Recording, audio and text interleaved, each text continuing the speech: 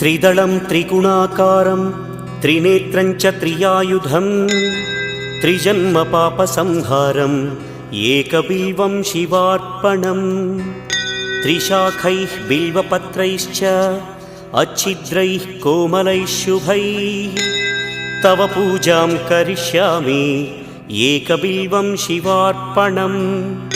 कोटिकन्या महादानं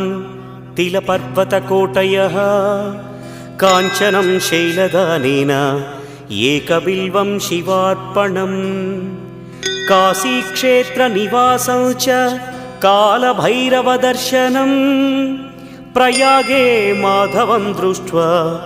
एकबिल्वं शिवार्पणम् इन्दुवारे व्रतं स्थित्वा निराहारो महेश्वर नक्तं हौष्यामि देवेश एकबिल्वं